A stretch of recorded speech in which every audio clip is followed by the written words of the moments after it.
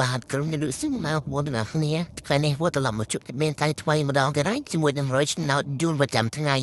តែថ្ងៃនេះបងប្អូនគឺជាថ្ងៃទី18ខែ5ឆ្នាំ2021តែឈប់យូរប្រចាំថ្ងៃរបស់យើងគឺលេងនៅម៉ោង4:30នាទីដល់ម៉ោង6:30នាទីអូខេចុងបងប្អូនដែលបានលើកមួយ admin យកទៅតាមណាត់7ចូលខ្លះជួយកំណត់ admin ដើម្បីឲ្យ admin ដឹងថាបងប្អូនបានចូលពីសម្រាប់ admin ចឹងណាអូខេអញ្ចឹង admin ដើម្បីអត់មានសូមចាំបងប្អូនទេគឺសម្រាប់បងប្អូនទាំងអស់គ្នានោះជួយចុច subscribe admin និងចុចសញ្ញាកណ្ដឹងផងដើម្បីទទួលបានវីដេអូលឿនច្បាស់ហេងពី admin ពីជានៅថ្ងៃអញ្ចឹងពួកបងប្អូនច្បាស់ជាដឹងហើយអ្នកតាម admin គឺដឹងថា admin តែងតែដាក់ដើម្បីមកអត់បងប្អូនរបស់គ្នាច្បាស់ប្រចាំថ្ងៃអញ្ចឹងណាហ្នឹងហើយអូខេអញ្ចឹងកុំឲ្យខាត់ពេលយើងតើយើងចូលទៅរយទាំងអស់គ្នាសប្តាហ៍ទី18ខែ5ឆ្នាំ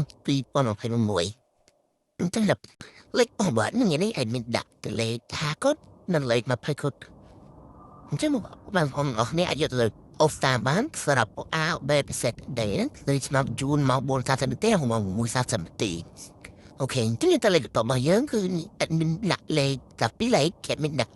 69កាទីនិង53អញ្ចឹងបងប្អូនអស់គ្នាអាចយកទៅសរសេរបានសម្រាប់លេខ2លេខរបស់ admin ហ្នឹងអាចទៅគុណត្រឡប់ទៅនឹងលេខថ្លៃមានដាក់វិញចុះអូខេអញ្ចឹងសម្រាប់លេខធំវិញដូចគ្នាដែរលេខធំ admin លេខ331និង475អូខេចុះបងប្អូនអ្នកអាចយកទៅសរសេរបានតាមលេខ admin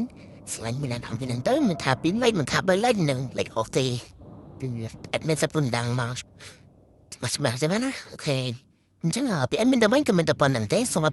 ប្អូនអ្នកគ្នាយកលេខ admin ទៅសរសេរហែងអ្នកគ្នាជួបនៅវីដេអូក្រោយតាមពេលលឺមកដែរបាយបាយ